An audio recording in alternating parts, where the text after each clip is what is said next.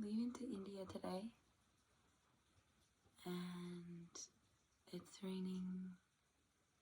Had a little meditation, had a good little hang, and yeah, I intend to kind of vlog our adventure.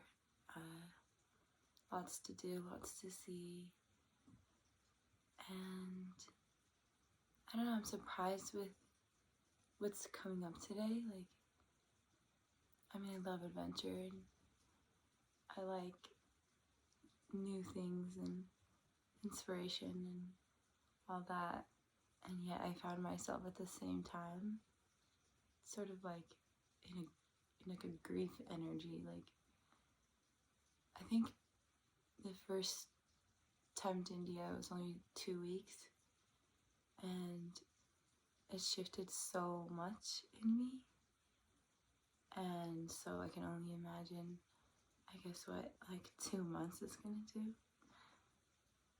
And I'm kind of realizing like there's like the archetypes of the feminine, and we can be in our princess energy or our priestess or our crone energy or the maiden, and I think I've really been in sort of this maiden princess energy, and it's kind of like the tarot cards where like the prince is not like quite the king, right? So, and then beyond the king is like the emperor. And so for myself, I'm like, okay, like I think I'm sort of grieving like already just being in the princess energy. I feel like there's gonna be like a lot of growth that is gonna show me like what I'm made of. And I guess it's like knowing that like the next time I'm back in my room and things are gonna be different, and I'm gonna have different perspectives, and you know, welcome to change, but nonetheless change. So it's like part of me, I think, is like having to step up into like warrior energy, and I guess I'm a little bit like nervous because I've made my life so comfortable because I had to be a warrior for a really long time. And so things are just coming up around that, just like change and the unknown, and it being sort of scary. And I guess like I'm gonna be having a birthday there, and so I'm thinking about that too. And my birthday's on Mother's Day, and I just kind of guess like, you know, you're a kid or whatever, you think you're gonna be some sort of way by the time you hit your Saturn return, and but everything's so different, and nothing's ever what I thought I would be. It's, you know, greater and grander, and that's fun, but there's still like this, just kind of this morning of I have no idea what to expect from myself and from my life, because it's sort of proven like time and time again that like whatever I think is never what it's gonna be,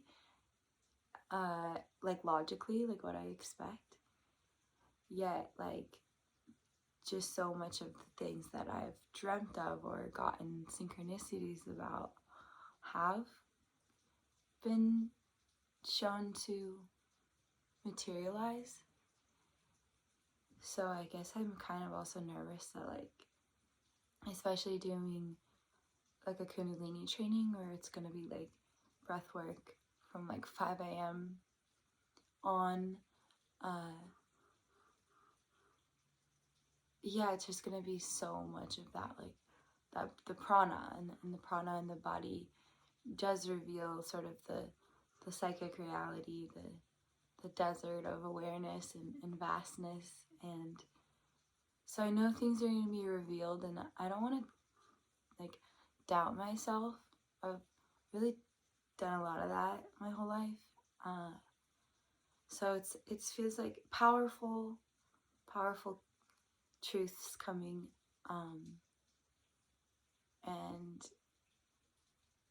I guess that makes me kind of nervous. And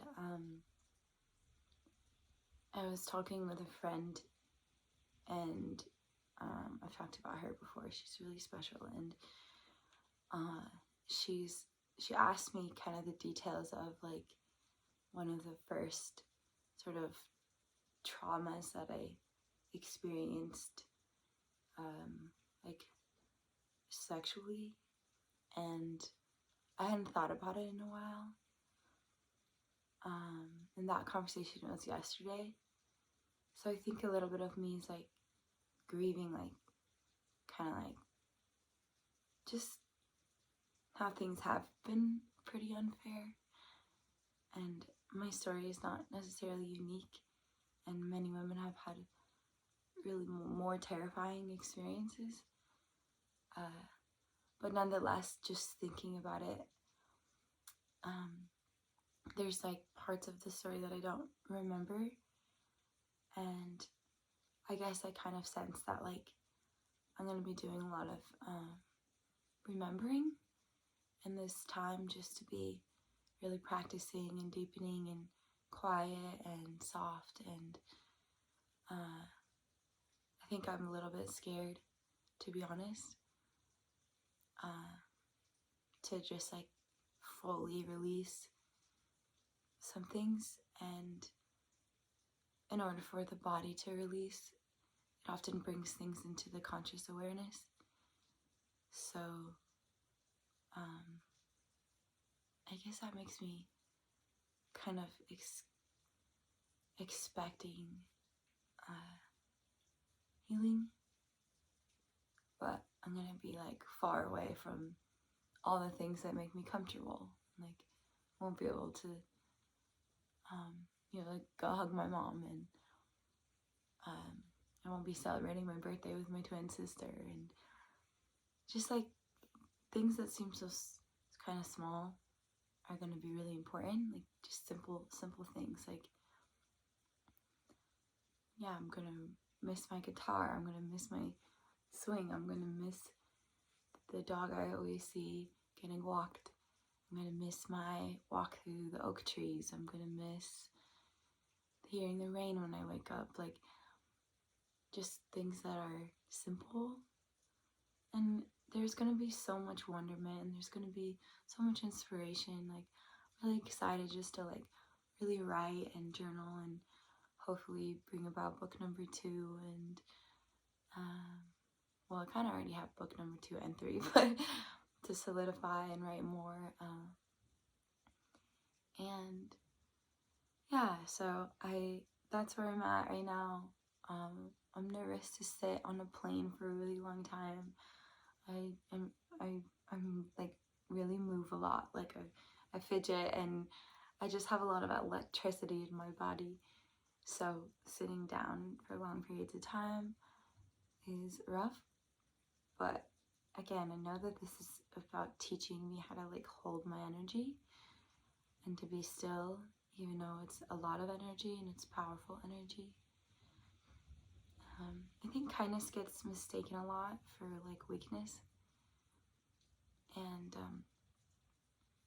I think I'm just gonna really embrace that, like I'm kind and sweet because I've grown through a lot of darkness, and I want to be more of a light out in the world because I can, because I have the voice, and I have the means, and I have the will, and I have the determination, and to make my dreams a reality, because I'm really, really motivated by making safe spaces for everyone. So I know that true intention will be balanced and bring me more harmonious relating. But I guess I'm also just feeling like why do I always have to do hard things kind of alone? And that's okay. Like it's made me so connected to just God and the goddess. Like I like kind of distanced some friends this last year because like they were going through a hard time and I was really there for them. And then I was going through a hard time and I just went MIA.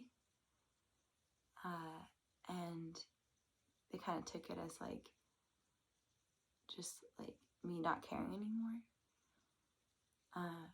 But I realized that like when I go through hard times, like I really do go inward and I really just lean on my spirituality because it brings me to, you know, really wonderful spaces. But I don't really want to be like that anymore. I think I'm finding this channel has really helped me see that like sharing in vulnerability is really magical.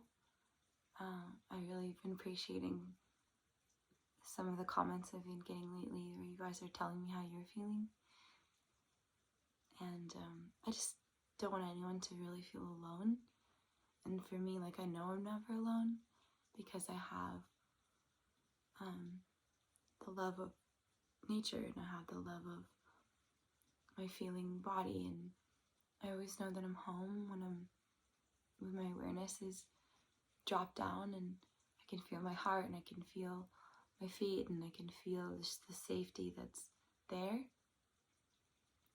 But I'm taking that temple and taking it out into the world, and so it's a welcome test. Like can I be in my safety bubble even though there's going to be a lot of energy around me. And the last night, 2 nights at the yoga studio, we've had music nights, and they were really special to kind of just sing and be held in that way. And I was noticing, like, and so were my friends. One of them is like I met him on Thursday, but he's like makes music with producing, and my other friend is, you'll probably definitely meet him, or I think hopefully we'll do music together. But anyways, they gave me a lot of confidence because I just let myself actually like really relax and like sing, and we were like improvising, so like we were kind of like rotating and singing, and like something that happens with music, or really just a lot of creation and creators, it's like you kind of enter this like field, like all of your energies go into this kind of mixing bowl. And like for me, I see a lot of energy when I close my eyes, and I could see it like moving, like I could see like sort of it shifting to one person, and then he would start like laying down some raps, and then it would kind of switch over to Slade, and then he would start singing, and then I could see my energy in the way that I was interacting, and they confirmed this, but like I fill up the in-between spaces. I really feel like I'm in between. So whether if it was like he was like, you know, if I would just repeat something that he was singing, or just making up little melodies or sounds, and just filling up the middle spaces, or like syncopation is when you have the, you know, your beats, but you're in between the beats. Like Weird Fish Apregi, I think it's Apregi, that Radiohead song is like a whole phenomenal example of Tom York using syncopation. And I'm just starting to like let myself embrace that. Like I'm not like codependent necessarily anymore, but I usually have like one person at a time. Like I have like one really, really close friend, or like or a muse, or just, yeah, someone that I can just really learn from one at a time. And so I'm excited for this adventure, just to get really close, because April's coming, obviously. But we've really set up ourselves to have like alone time, and to make this sort of like our own little beautiful spiritual journeys, as much as it is together too. So anyways, I'm just letting myself be okay that like I do really well with like partners, and I do really well in harmony, and filling up sort of the in between. Like I like leaning on something really strong and steady, because I feel so much like water, and I feel so much like the wind, and that's always moving, and it's always changing. And so I guess I'm just calling in like just an anchor for me to be able to feel grounded, and finding that anchor in myself,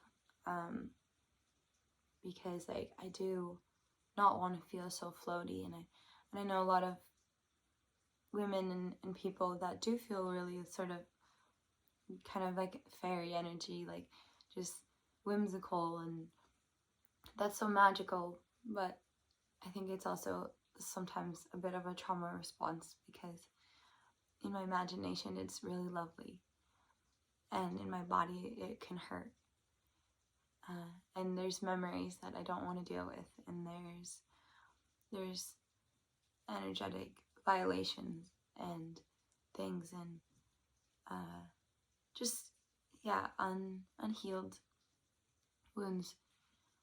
So I know that this trip is going to help me to reach that point where I'm just feeling really steady and anchored here. And today is, I think, the day that Jesus died on the cross in the stories. And tomorrow he'll rise, the resurrection. And there's this sort of, I'm rephrasing it, but they're in the resurrection, Mary Magdalene is at the tomb, and she ends up seeing Jesus's light body, and he basically says, like, it's been interpreted sort of wrong, but you know, don't hold on, don't attach to me, don't look at me. And he means it like he don't attach to the physical body, because you know he knew he was about to come back. And so I'm feeling that a bit, like I'm having this attachment to my physical body, my past life being this life, like yesterday and the day before and the day before and the day before. Like we have millions of past lives, right? We're not who we are the day before. And so I'm just feeling that, like I'm gonna rise through the ashes, and I needn't attach to the past, because I mean, I want to anchor, but I also want to be more in my rainbow body and in my light body, and just be lit in all 12 bodies. There's 12 bodies in Kundalini, and they kind of start in the center of you and go on and stretch and stretch. And the mental body, it's kind of broken up into 3 parts. It's the positive mind, the negative mind, and the neutral mind. And the goal is to be in the neutral mind, because if we're too positive, then we get this love and light culture, and if we're too negative, well, that one's kind of obvious, and you create more trial in your life than necessary. And so my intention is to be in my neutral mind as much as possible, not to judge myself for anything that might be coming up or coming through, and just to feel anchored, and to let myself call in that stability, and just learn how to be like my own well, I was gonna say best friend, but me and me are best friends.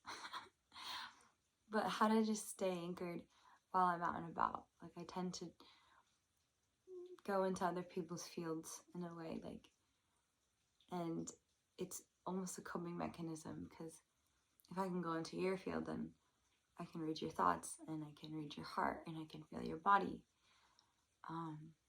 But sometimes that is at the expense of dissociating from my own. And it's a fear of what's next. So if I can really read somebody, then it's a safety thing. And it's less sometimes about just helping. So my goal is to really just stay in my own body and to love that. So yeah, gonna be on a plane soon, and I'm excited because I'm also still gonna be my princess energy. And one of the guys that's hosting us with his family for 2 days, and then we get to stay in this like basically a freaking castle. And he's like, pack light, taking you guys shopping. So I'm hoping to also do like a little outfit reel, just like a little princess moment. But yeah, I guess I'm stepping into more from just the queendom of anchoring and making decisions for the highest.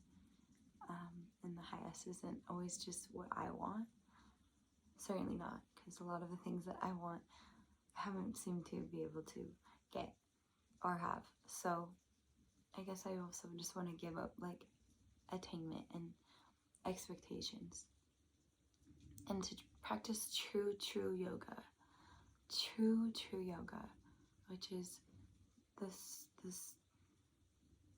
the energy of devotion. It's the energy of breathing. And my physical practice is pretty advanced, but there's not going to be as much like yoga flowing with vinyasa type yoga. It's going to be just kundalini, just a lot of breath work, kriya, mantra, yantra. So yeah, looking forward to that expansion, and to really know, to really solidify why my life is taking me to this very spiritual journey. And then the last week we end up in France, because we're doing a Mary Magdalene sacred site retreat. So I'm really excited to also receive sort of those codes, to be in like some of the spaces that like Isis was in, and also to sit in a cafe and feel like Audrey Hepburn. I don't drink alcohol, but apparently there's this like spiritual alcohol there, and it's like super pure. So I'm kind of maybe curious about that. I mostly just stopped drinking because I didn't like the way it would make me feel.